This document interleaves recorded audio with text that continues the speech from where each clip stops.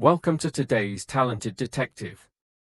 In today's story, David, a cowboy from the Texas highlands, never expected that a phone call from his old friend, Charles, a Chicago detective, would drag him into a dangerous investigation. A series of mysterious murders involving figures in the financial industry has rocked the city, and David and Charles must face a dangerous international criminal network. As they uncover clues, from anonymous letters to a financial company filled with secrets, their journey becomes more tense and thrilling. The challenges not only threaten their lives but also expose a vast conspiracy, forcing them to choose between survival and the truth. Can they break through the veil of secrecy, or will they fall victim to a dark force willing to protect deadly secrets?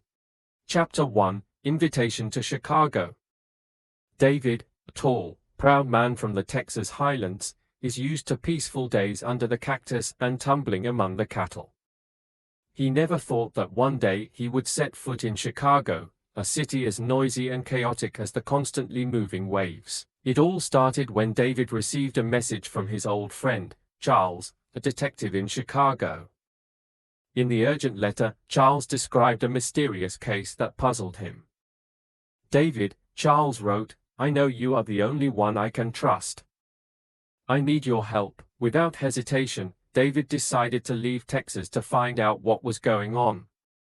He arrived in Chicago, surrounded by gray air and high-rise buildings piercing the clouds. The noise of the city was a far cry from the quiet of the Texas highlands, but David knew he had come to the right place. Without hesitation, David decided to leave Texas to find out what was going on.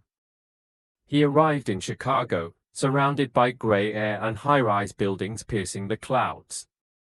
The noise of the city was a far cry from the quiet of the Texas highlands, but David knew he had come to the right place. At the train station, Charles greeted David with a tired face. "David, I don't know where to start," Charles said, his brows furrowing. "There's been a series of murders in this city that no one has been able to solve. I suspect it's the work of a very dangerous criminal group." David looked at Charles seriously. "Tell me everything." Charles led David to his office, a small, plain room filled with files and photographs. Charles explained the cases. 3 victims had been murdered in the past 3 weeks, each with connections to the financial industry. The case had shocked the city, but all leads had been lost. "The police have tried," Charles said, "but they can't do anything without hard evidence as to who's behind it." David has a keen eye for detail. He has pored over all the documents Charles has provided, crime scene photos, and witness statements. One detail catches his eye: all the victims had received an anonymous letter before they were murdered. "That's where we start," David says. "We need to know who sent those letters. He's not from Chicago, but his wit and keen observation bring the story to life. Chicago, with its many newspapers and underworld, will be the setting for this dramatic investigation. Chapter 2: Shadows Behind the Supreme Court. David and Charles started with a single clue: anonymous letters. The handwriting on the letters was unclear, but the paper and ink used were of high quality, often purchased by large businesses. This was a small start, but enough for David and Charles to follow the trail. Charles took David to see a handwriting analysis expert, Mr. Henry, an old man with a sharp eye and a memory like a living library. After examining the letter, Henry said, "This handwriting may have been intentionally dented, but this type of ink and paper is commonly used in some financial offices in the central area." The two decided to investigate in the central financial area. The building where the first victim worked was the first stop. David stepped into the vast light, crystal lamps illuminating every corner of the space. But this perfection cannot disguise the tense atmosphere of the election. David quickly realizes that no one here wants to talk. "Everyone here is afraid of something," he whispers to Charles as they walk outside. "We need to find another way to approach." An unexpected romance develops as they return to Charles's office. An anonymous witness leaves a note: "If you want the truth, meet me at the Black Owl Cafe tonight." At the Black Owl, David and Charles meet a young woman named Lisa. She has assisted a victim before. Lisa reveals that all the characters are connected to a financial company called Greencore Investments. She also reminds them of a mysterious man who frequently appears at important meetings, Mr. Markle, CEO of Greencore. Lisa says nervously, "I don't know much, but there is news that Markle is involved in some shady dealings. The characters may have discovered something they don't know. Charles knocks his head. This is the most obvious direction. We need to go to Greencore. They continue to investigate, and the deeper they go, the more David feels the pressure from the shadows behind the tall buildings. The peace that Chicago creates is just a place that contains dangerous conspiracies. And now, they have touched one of them. The meeting with Mr. Markle is not easy. David and Charles had to resort to various means to compromise his office. There, they discovered a vital document, a list of people involved in a secret investment project, including the names of the victims. This is the evidence we need, David said. But before he could respond, a loud noise came from the hallway outside. Someone knows we're here, Charles whispered. We have to get out now. On their way out of the house, David realized that he and Charles were being followed. The pursuers were no ordinary people. They were armed and delivered with the destructive force of professional assassins. David and Charles had to rely on me to quickly shake them off and find a safe place. But now, they knew for sure that they were facing a more dangerous force than they had imagined. The secrets behind Greencore's high-rise building were more than just financial ambitions. This was a killer willing to hack the network to keep quiet. We can't go back, Charles said. It's now or never. David nodded, his eyes shining with determination. We will expose the truth, no matter what. Their journey had only just begun, and the dark curtain behind the skyscraper was slowly being lifted. Chapter 3, The Veil of Secrecy. David and Charles returned to Charles' small apartment, where they had taken refuge after escaping capture. The room was tense. The documents they had taken from Greencore Investments lay on the table, lit by the flickering light of a desk lamp. David sat silently, staring at the list of names in the documents. One name caught his eye, Eleanor Whitman.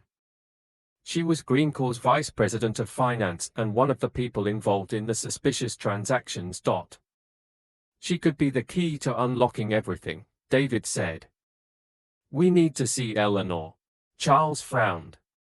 She's definitely being watched. If we get close to her, we can warn them.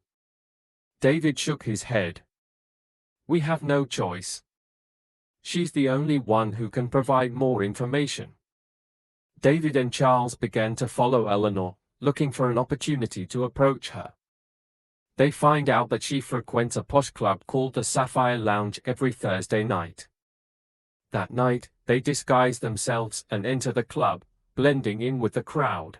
Eleanor appears calm, but her eyes are a little uneasy. David approaches her carefully, introducing himself as someone who is investigating mysterious deaths related to Greencore. At first, Eleanor seems wary, but after David mentions the list of documents, her attitude changes.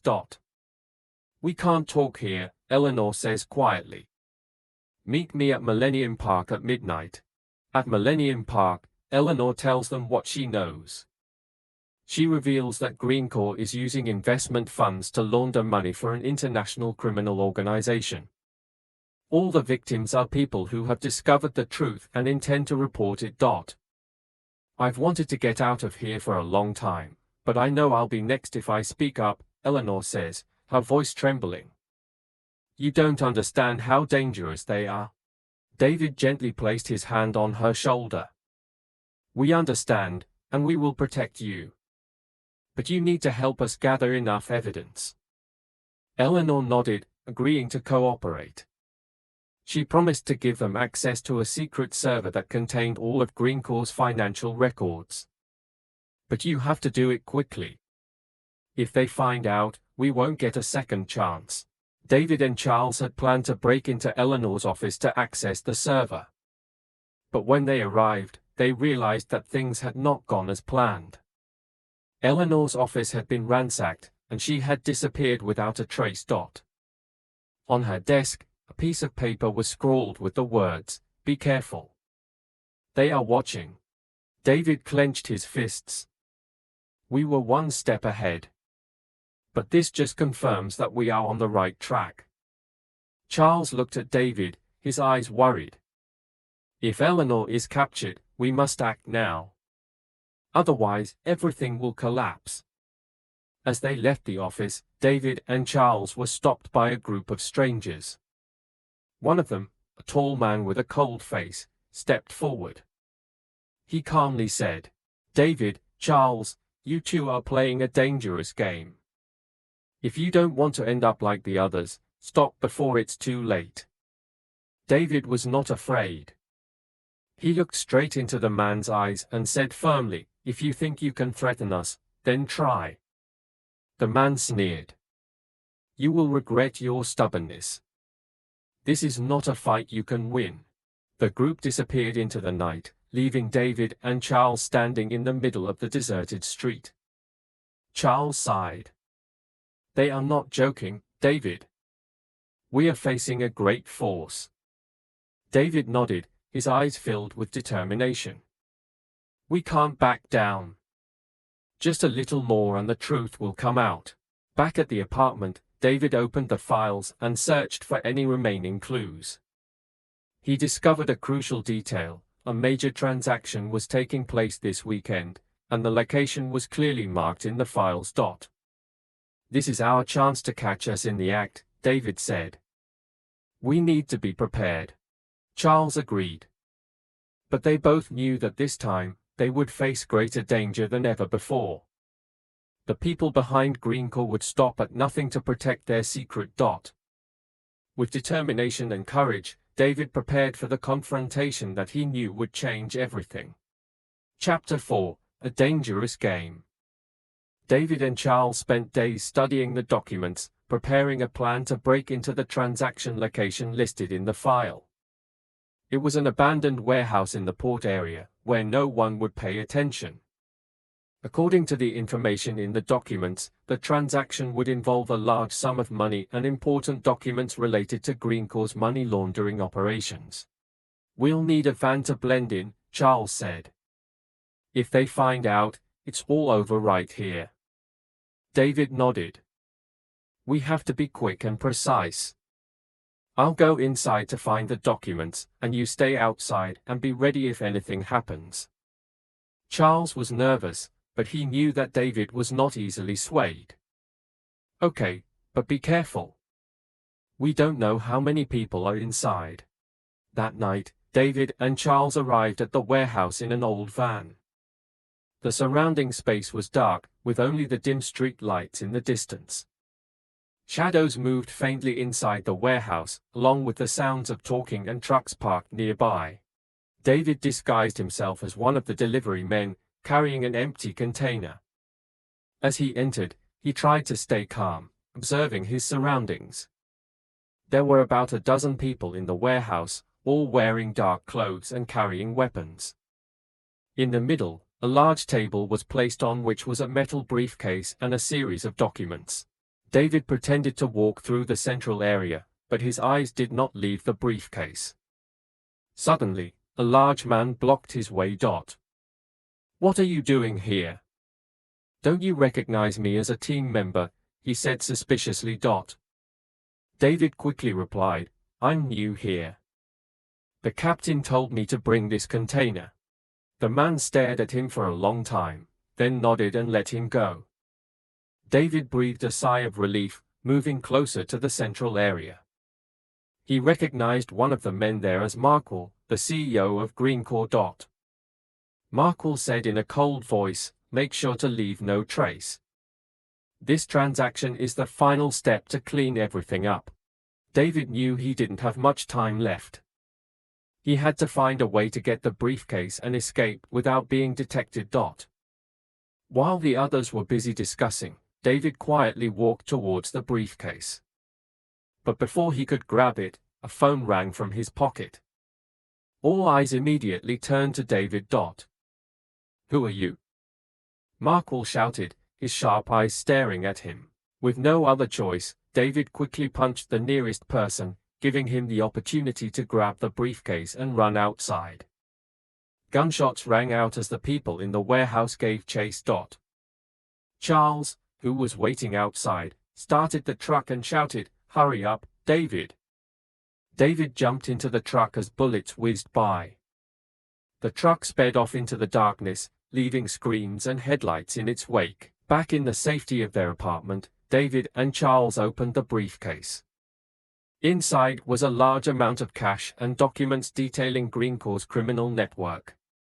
But most important was the recording of the secret meeting where Markwell confessed to the entire money laundering scheme. "This is what we need," Charles said, his voice filled with excitement. "With this, we can take down the entire organization." But David remained calm. "We need to protect these documents and find a way to make them public. But first, we have to make sure Eleanor is safe." As they prepared to plan their next move, an anonymous text message appeared on Charles's phone. "I know what you're holding. I'm going to get it. No one gets away."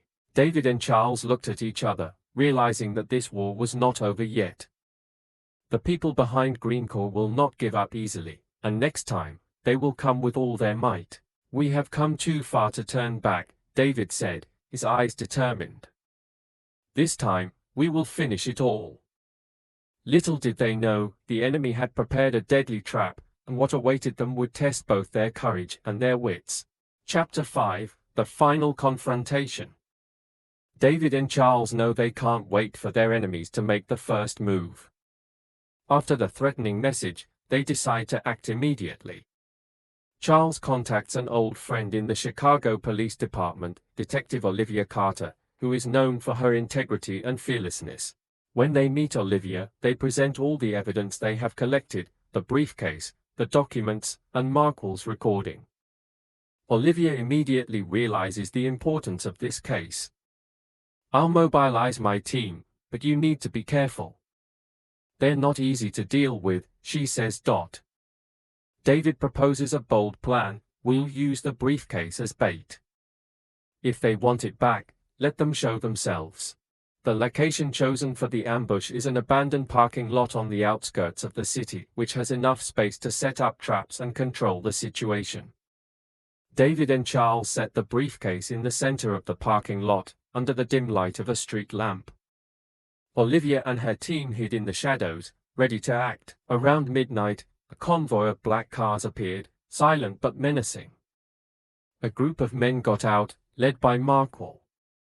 His eyes were cold when he saw the briefcase. "I know you're here," he shouted. "Come out now, or I'll burn everything." David stepped out of the shadows, his hand near the gun at his side. "You can't burn what you can't touch, Markwell." Markwell sneered. "You think I don't have troops?" He gestured, and from around the corner, another group of men appeared, surrounding David and Charles. David kept his cool, buying time for Olivia and her team to prepare to attack. "You know, Markwell, I heard your recording. You confessed everything. I wonder what the press will think when they hear it." The threat in David's voice made Markwell lose his cool. "I'll kill you before you can say another word." At that moment, police sirens blared. Olivia's team swarmed out, surrounding Markwell's group. Gunfire erupted, shaking the quiet space. David and Charles quickly hid behind a car, supporting the police team in the tense gunfight.